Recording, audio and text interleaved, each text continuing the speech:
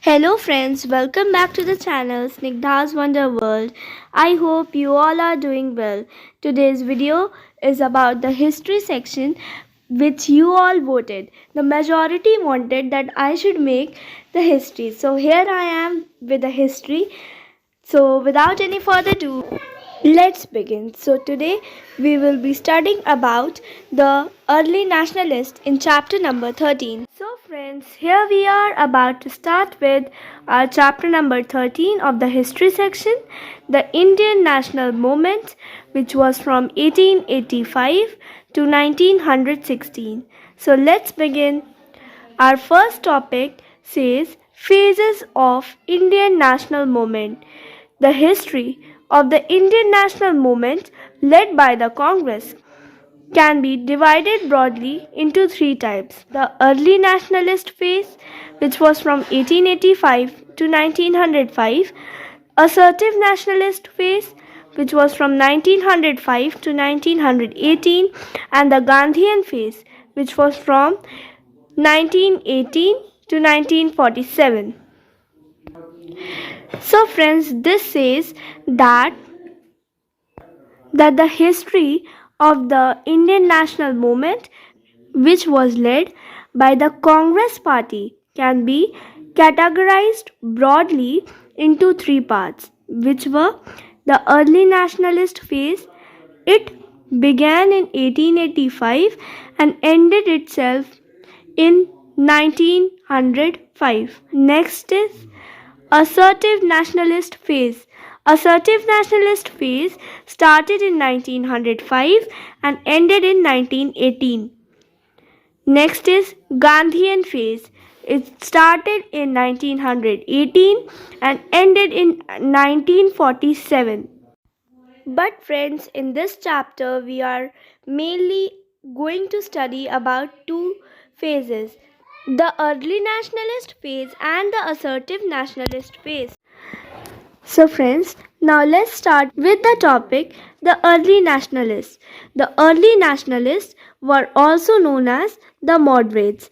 The period of early nationalists was from the year 1885 to 1905.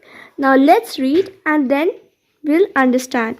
During its initial years, the Congress was led by leaders who were described by later historians as early nationalists. This wants to say that during its initial years, the leaders who led the Congress were described as early nationalists by whom? By the historians. Now, next, the members of the Congress during the early nationalist phase belonged mainly to the educated middle class intellectual community. See properly, educated middle class intellectual community, in which who came? Lawyers, teachers, journalists, officials, professionals, industrialists, and others. It means the moderates which were there, the early nationalists which were there, they mainly belonged to the category of the middle class family, mainly the lawyers, the teachers, journalists, officials, and industrialists, etc. Okay.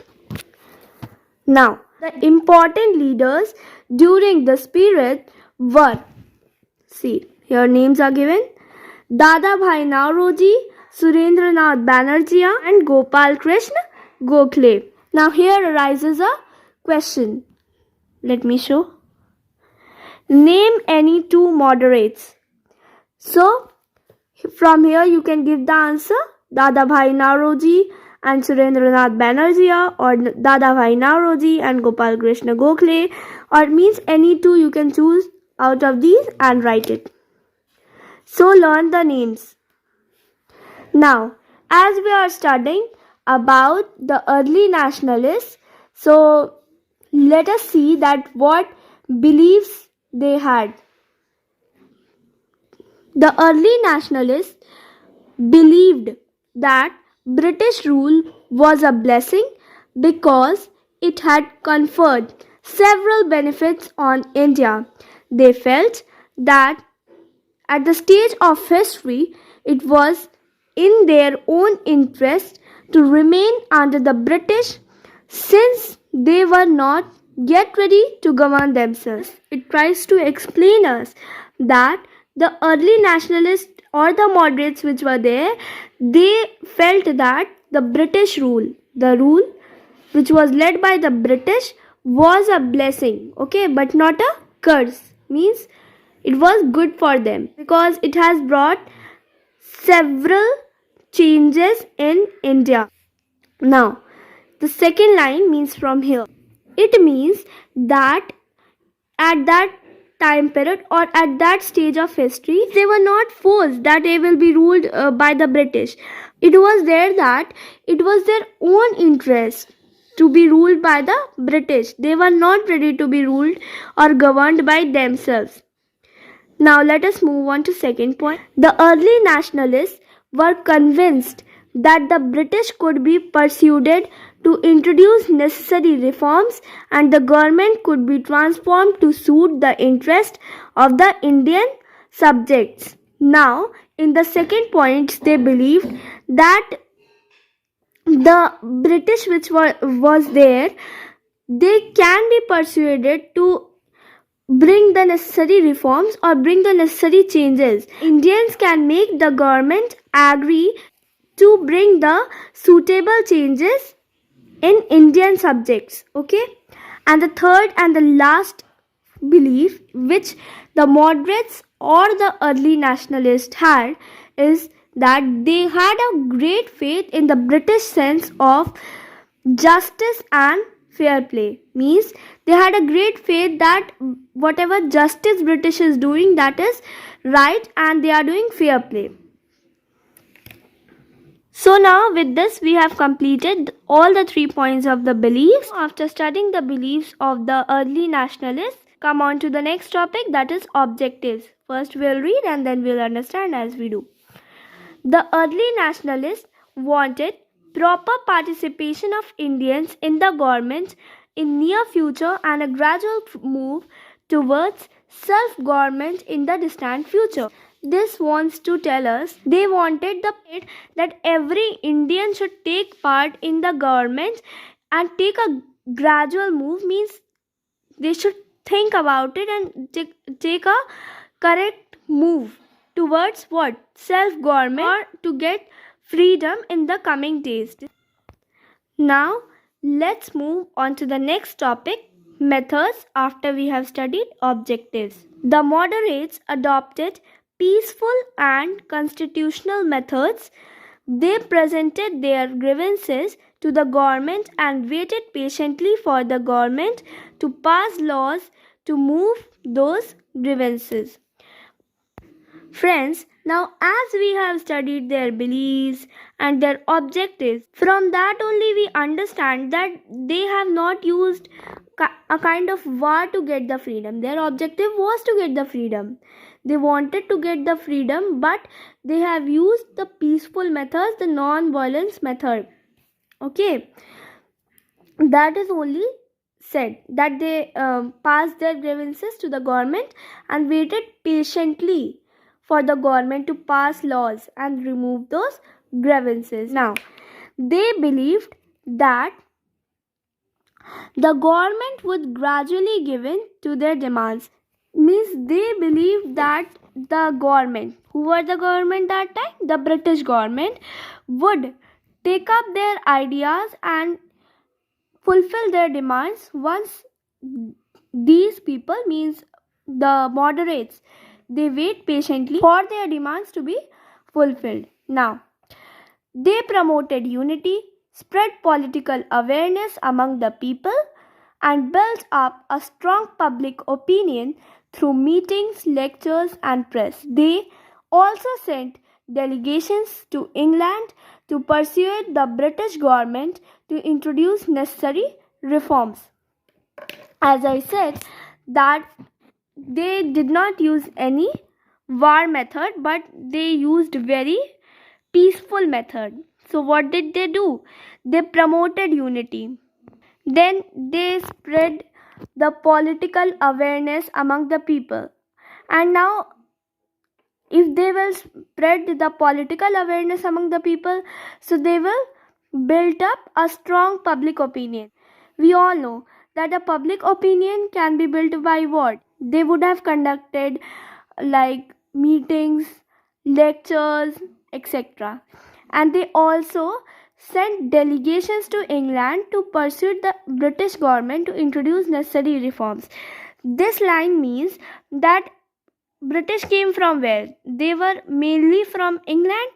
So they sent their own demands, sent the wish to the England to tell the British or to persuade the British government to introduce necessary reforms where? In our own country, that is India.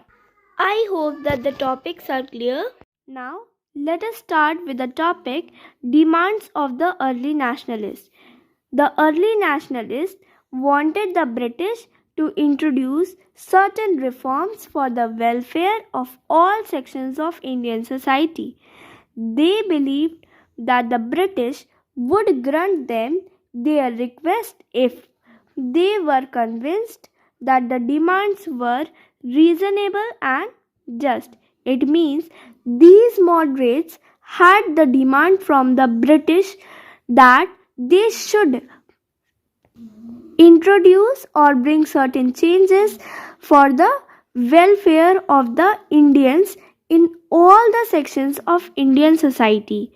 As I said, that these moderates had a great faith in the British for the sense of justice and fair play. So, what is their belief? What do you think? The belief is that the British would surely listen or fulfill their requests if they were made to understand that the demands which were there was not just in air but behind some reason only the demands are made, means reasonable and just.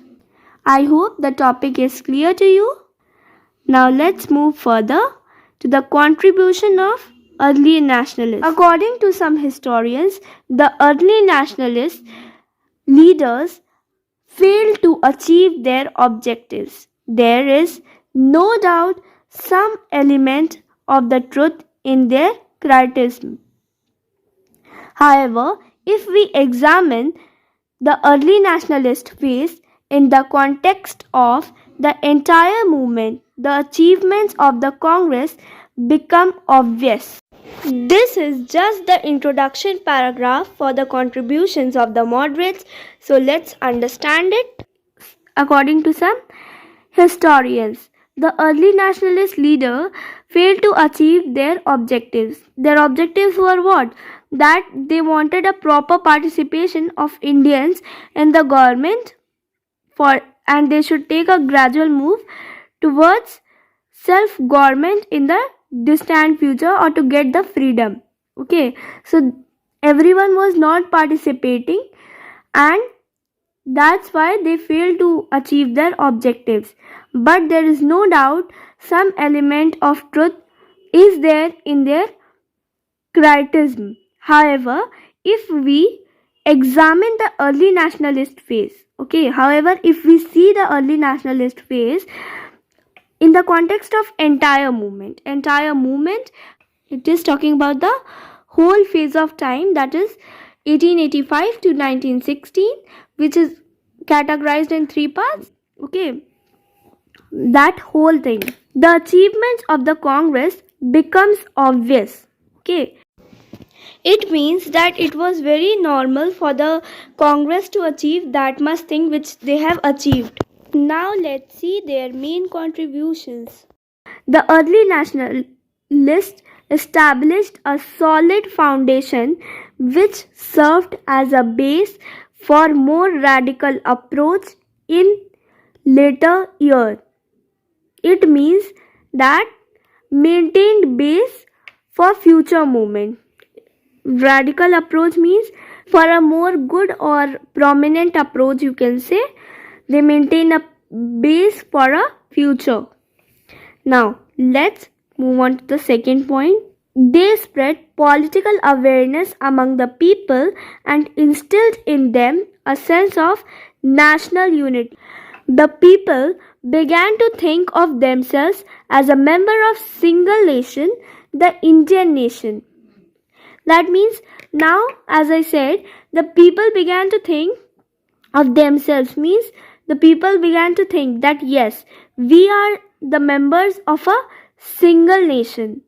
We are all the members of single place or nation, that is the Indian nation. India is our nation and we all are the members of Indian nation. So we all are equal and we have to develop national unity and get freedom. The path for united national struggle was laid. Okay, here only the path for a united national struggle was laid. Next point, the Congress under the early nationalists trained the Indian in political affairs. They educated them in political matters and familiarized them with ideas of freedom, government, democracy, secularism, nationalism, etc. This knowledge of and training in political affairs helped Indian nationalists to organize and raise the national movement to the next stage of development. Now let us understand this point. This wants to tell us that the Congress trained the Indians in the political affairs. By whom? Under whom? The early nationalists. What did they do? They trained the Indians in political affairs. They also educated people in political matters and familiarized people with ideas of freedom, government, etc. means.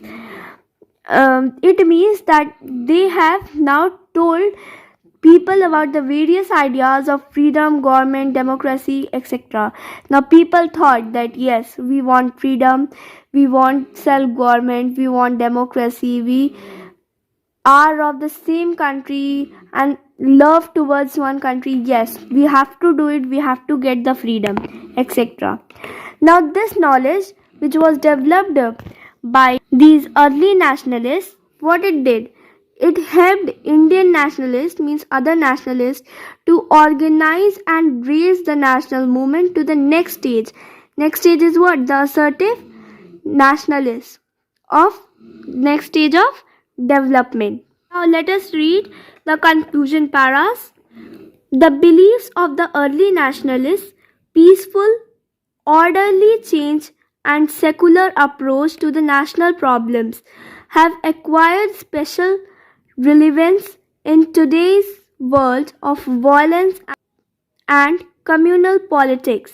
A moderate approach to the complex problem of today is perhaps the only most viable solution that can heal our world. As we saw in the beliefs, that their beliefs were very peaceful. They used peaceful methods. They believed in the British government, that time's government, was just an approach to the national problems that has acquired special relevance. Relevance means you can say that useful. So it is specially useful in today's world of violence. Non-violence nowadays is not there. We are having violence methods, okay?